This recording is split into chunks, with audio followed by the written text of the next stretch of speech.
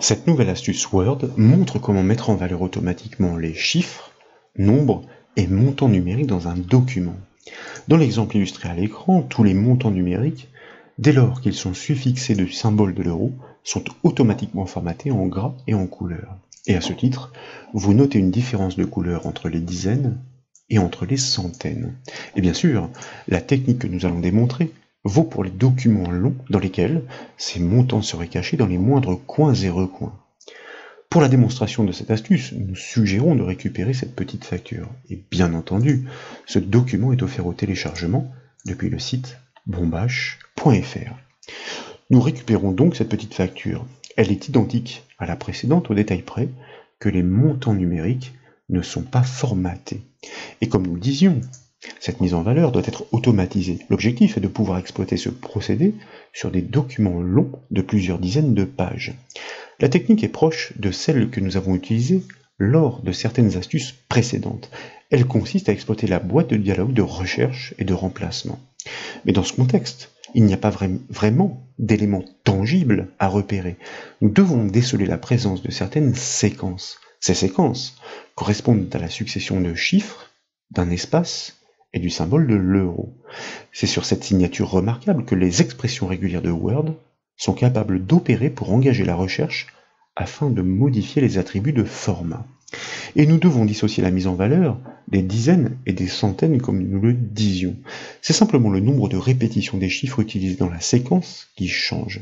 Cependant, nous souhaitons exclure tous les montants qui ne sont pas accompagnés de la devise, comme par exemple dans cette quatrième colonne. Ainsi, seuls les totaux, tels que le proposait le modèle vu en préambule de cette formation, qui seront mis en lumière. Il suffit donc d'associer le symbole de l'euro dans la construction de l'expression de recherche. Eh bien, pour procéder, je vous invite tout de suite à réaliser le raccourci clavier CTRL-H, la touche CTRL, suivie de la touche de la lettre H. Et tout de suite, en bas de cette boîte de dialogue, nous allons cliquer sur le bouton plus afin de la déployer, puis nous allons cocher la case « Utiliser les caractères génériques ». Ce sont en effet les caractères génériques qui permettent d'interpréter les expressions régulières. Dans la foulée, je vous propose de cliquer dans la zone recherchée afin de l'activer. Et dès lors, nous allons ouvrir une parenthèse, puis je vous propose de taper entre crochets la séquence suivante, le chiffre 0, suivi d'un tiret, suivi du chiffre 9, puis nous fermons les crochets. Cette séquence désigne tout simplement tout chiffre de 0 à 9. Mais pour les centaines, il en faut 3 à la suite. C'est la raison pour laquelle il convient de sélectionner cette séquence avec ses crochets, de la copier par exemple avec le raccourci clavier CTRL-C, de replacer le point d'insertion à la fin de la syntaxe et de la coller à 2 reprises pour les 3 chiffres à représenter avec le raccourci clavier CTRL-V par exemple. Dès lors, nous pouvons fermer la parenthèse de cette syntaxe.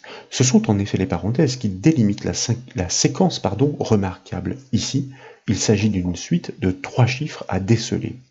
Comme nous le disions, nous souhaitons mettre en lumière tous ces montants qui sont accompagnés de la devise pour pouvoir dissocier tous les prix unitaires ou encore les quantités intermédiaires de cette petite facture. C'est la raison pour laquelle nous ajoutons un espace suivi du symbole de l'euro.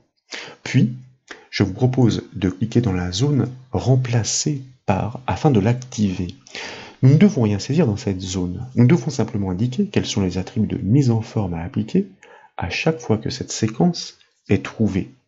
C'est la raison pour laquelle, tout en bas de cette boîte de dialogue, nous allons cliquer tout d'abord sur le bouton Format et puis, dans la liste qui se propose, nous allons choisir l'option Police. Et dans la nouvelle boîte de dialogue qui s'invite, tout d'abord, définissons le style gras en cliquant directement dessus, puis, à l'aide de la première liste déroulante, pourquoi pas, nous allons choisir un rouge foncé qui semble approprié afin de faire ressortir tous ces montants dont l'ordre de grandeur est au-dessus de la centaine.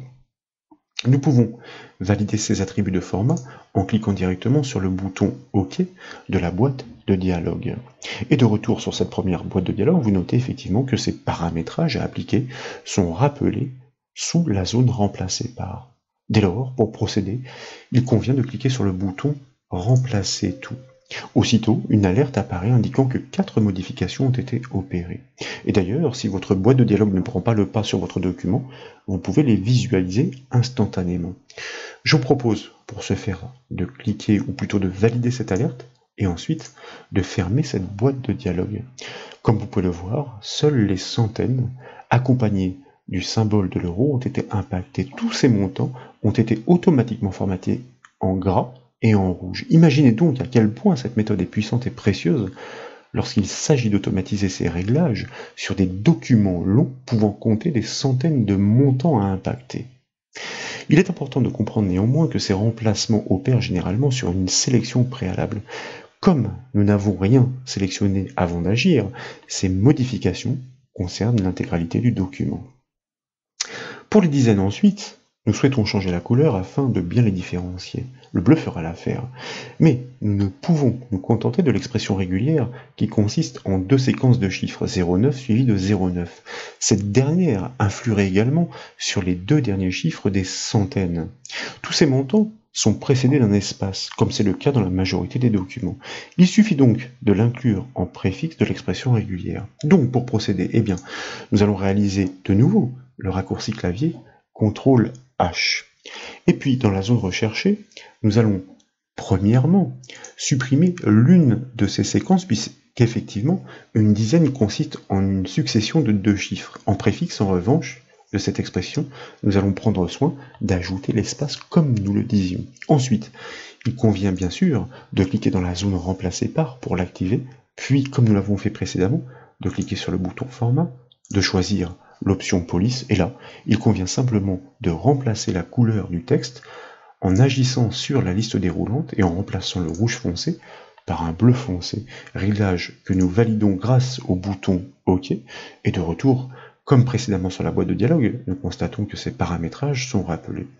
Nous pouvons donc procéder en cliquant sur le bouton remplacer tout, l'alerte comme précédemment surgit pour indiquer que 3 remplacements ont été effectués. Comme nous avons pris soin de décaler cette boîte de dialogue préalablement, nous pouvons les visualiser instantanément.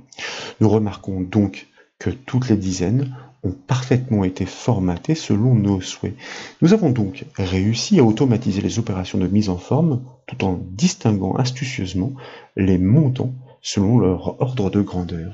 Voilà donc pour cette petite astuce, j'espère qu'elle vous a plu. Si c'est le cas, comme toujours, je compte sur vous pour mettre un petit j'aime à la vidéo. Et comme vous le savez, vous pouvez retrouver toutes les formations et astuces sur le site bombache.fr. Je vous remercie.